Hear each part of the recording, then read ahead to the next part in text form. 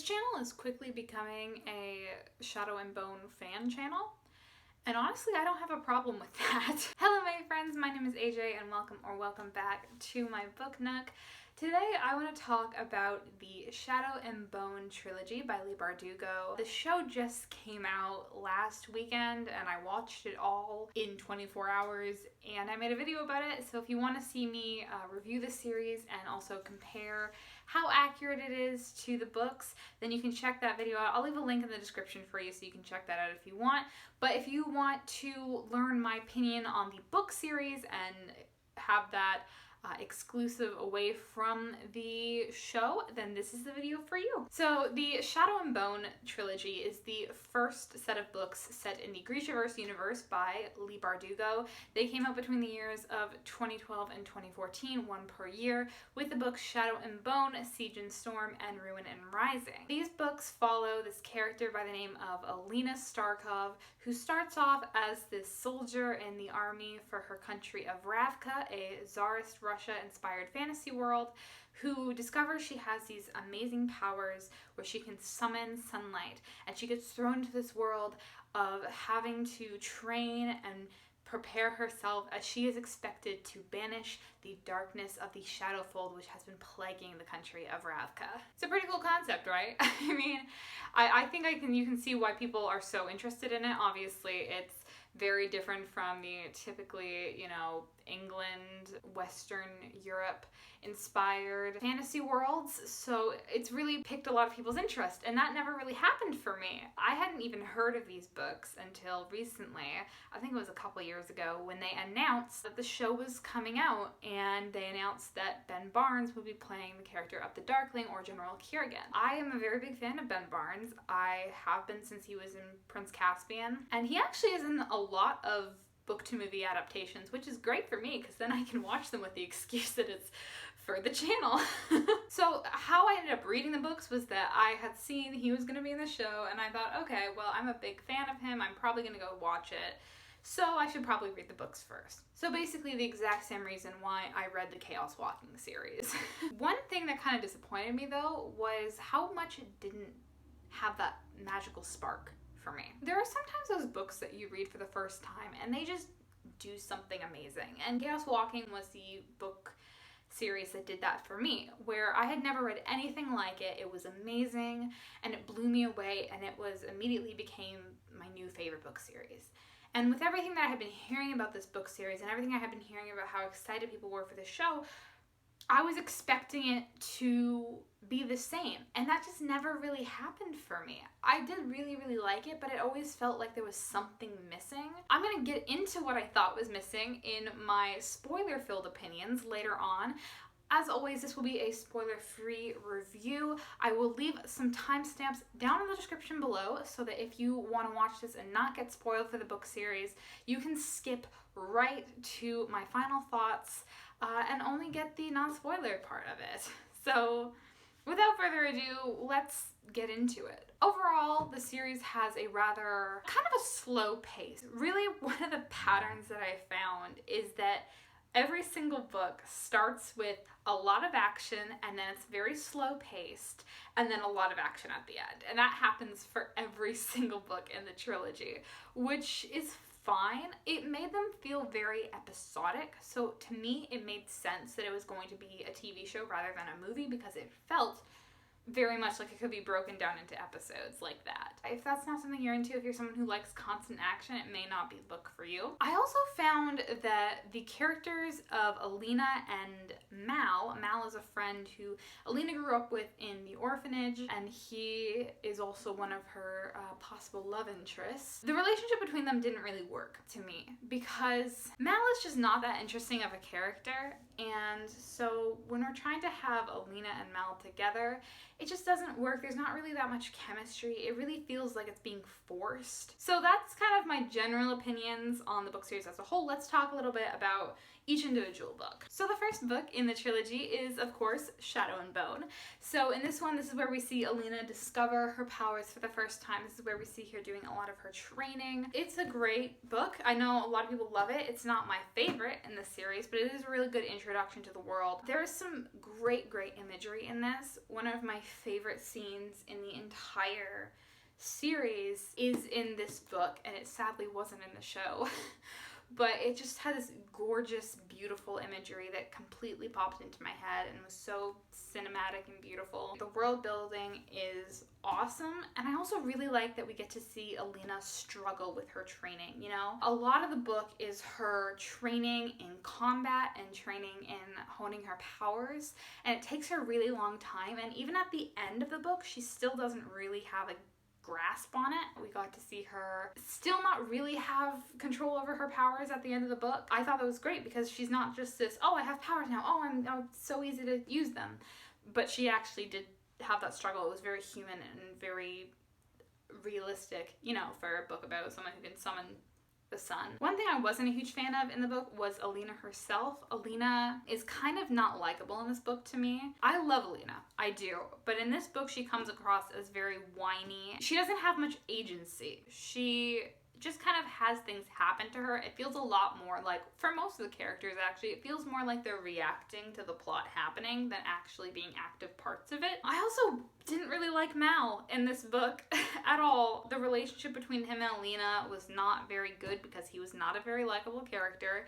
He didn't have much personality. It does improve in the third book, but for this one and the second one, their relationship is just not enjoyable.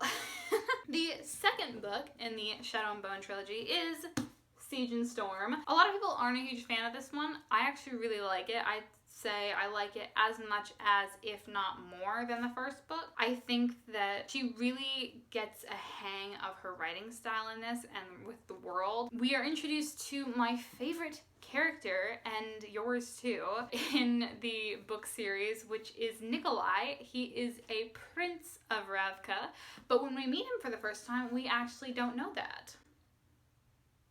He's a secret prince.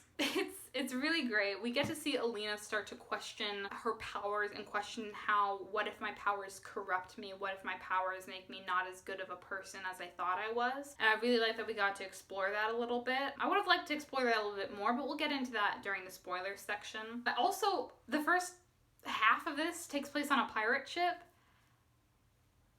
And who doesn't love a pirate ship scene? One thing I get that I didn't really enjoy, and I think it's a problem for a lot of people, is that while all the books have a slow pace, this one is especially slow. Even though, you know, I said it's very intense at the beginning, intense at the end, and kind of moderate in the middle, Shadow and Bone did have those moments in the middle where there were certain moments of excitement popping up, but this book didn't really have that. Eventually, it was really just a lot of planning, a lot of political stuff, a lot of preparing, and I can understand why some people might not be a fan of that. And book 3, the third and final, and my personal favorite in the series, is Ruin and Rising. So this one is the final one. It's got a lot of intensity. It's really, really great. I love it so much. Mal and Alina's relationship is a lot better in this.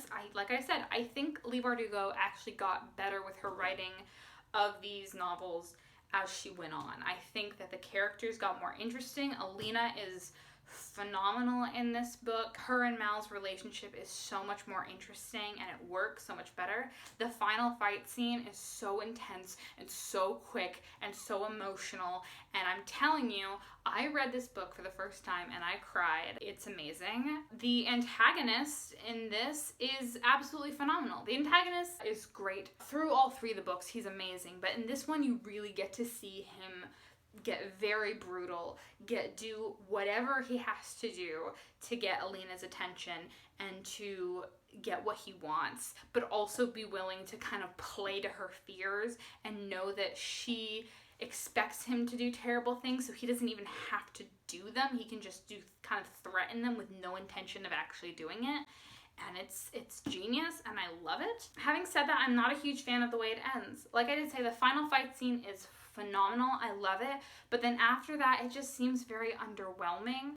I'm not going to get too much into it, but it is kind of a bit of a disappointment in my opinion. But other than that, I absolutely love it. It's my favorite in the series. All 3 of the books are phenomenal, and I think you should definitely give them a try if you haven't already. That is it for my non-spoiler review. If you haven't read the books yet, or you just don't want to have them spoiled, I would suggest you skip to my final thoughts. I will leave a timestamp down in the description for you so that you can skip around that. If you're watching this, then that means that you are okay with having my spoiler-filled opinions. And if you're still watching this and you don't want my spoiler-free opinions, I relinquish any responsibility for that. So one of my main complaints is that I would have liked Alina to be a little bit more gray. I would have liked her to be a little bit more morally ambiguous. And what I mean by that is that I really thought that Alina was going to go mad with power when she got the amplifiers, because it was foreshadowed. There are moments where Alina, when she gets back to the little palace, will kind of threaten people or she'll scare them, and she says she enjoys that. She likes it. She almost kills Sergei, but then moves the cut up to the ceiling, and she was just fine with it. She was caught up in the moment, and she's like, I can't believe I almost did that. There are moments where she's using, when she gets the C-whip amplifier, where she feels like she's missing something. She feels incomplete. And I thought, oh, so she's like craving that power is corrupting her to the point where she's going to do anything to get that third amplifier and dismiss it as thinking, oh, well, I'm doing this just to defeat, the Darkling. So clearly it's okay that I'm doing this. I also think it would have been interesting because the book is so clearly a fight between light and dark. The Darkling versus Alina, the Shadow Summoner versus the Sun Summoner. It's so clear that that's what the basis of the conflict is. And something that I once heard for some great writing advice is don't write the big, write the small. So basically, don't write about the horrors of war. Write about the toy that got left behind in the road. And I would have liked to see that battle of light and dark move from out in the world to inside Alina. Especially since we know that she has access to the Darkling's powers. I would have liked to see, maybe she brought some other parts of him. She brought some of that darkness inside her heart. She brought a little bit of that anger that he has after everything he's been through into her. And I would have really liked to see that because I thought they were foreshadowing that, but it never happened. I would have liked the Darkling to be less intense. I know I said that I liked the Darkling being intense, but hear me out. I knew that Leigh Bardugo was trying to make him a sympathetic character. He had a backstory where he was supposed to be doing things for the right reasons, just in the wrong way. I found that he was too brutal and I couldn't sympathize with him. One of the changes that they made in the show that I really liked was that they actually made him more sympathetic. They made him actually have a backstory that we got to see. Because the version of the books that I have actually have these short stories in the back of them, which are tied into the same universe, and I think it's in the third one.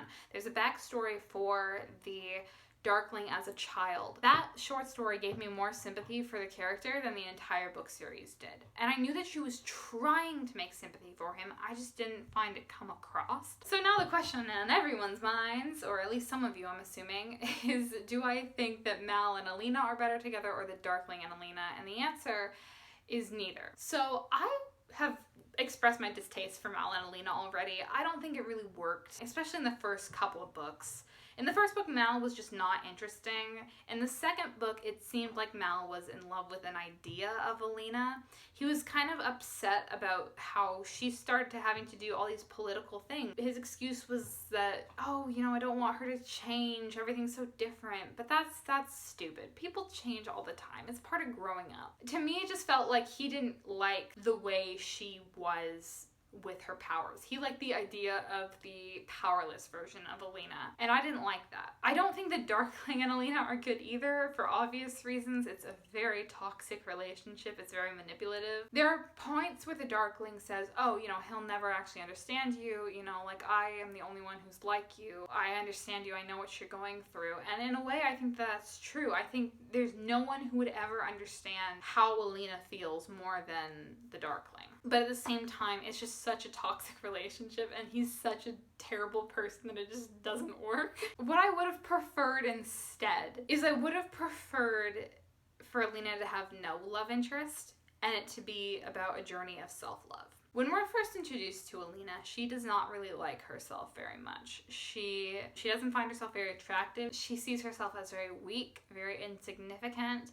And even when she gets her power, she doesn't want to stand out. She wants to be like everyone else. She wants to wear a blue kefta so that she doesn't stand out. She doesn't get that attention on her. I don't know if you have ever seen the movie Isn't It Romantic? The Rebel Wilson movie, where she gets trapped in a rom-com. I swear this is going somewhere. But in that movie, the whole lesson is that she has to learn how to love herself. And I think that would have been a good way to go with Alina. Having her learn to love herself and to love her powers as being part of herself could have been a really beautiful, beautiful message. Instead, we end up having her lose her powers at the end, which I was not very happy about, because all this time she had been kind of fighting the fact that she had powers, not being happy about the fact, and I would have liked to see her master them and really kind of honor them and be happy with them. Welcome back, non-spoiler friends. What are my final thoughts? So overall, I think the series is really, really good. It has some amazing world building. It has characters who are very entertaining and very likable, even if some of them take a while to grow on you. And I think that Leigh Bardugo actually got better with the writing of these novels as they went on. They do have a rather slow pace, so if that's not something that you like, then it may not be for you. And I really do love it, but to me it's just not groundbreaking, you know? It's got some really cool new aspects, like the fact that this world is based on kind of a Tsarist Russia instead of medieval England. It's got some interesting ideas. I just feel like it's missing that spark for me, which I think could be improved with some of the stuff I said in my spoiler opinions. But overall, it's really great, and it's one of my favorites. I would give it a rating of 4.5 summoners out of 5. But that is it for me today. If you liked this video, feel free to give it a thumbs up. And if you want to see more stuff like this, then go ahead and hit that subscribe button so that you can be notified when my next video comes out. If you want to talk about Shadow and Bone, if you had similar opinions to me, if you had different opinions, let me know in the comments below. Let's chat, but let's try and keep it as spoiler-free as possible so that it's safe for everyone to participate in the conversation. But that's it for me today. I hope you enjoyed the video, and I will see all of you lovely people in the next video.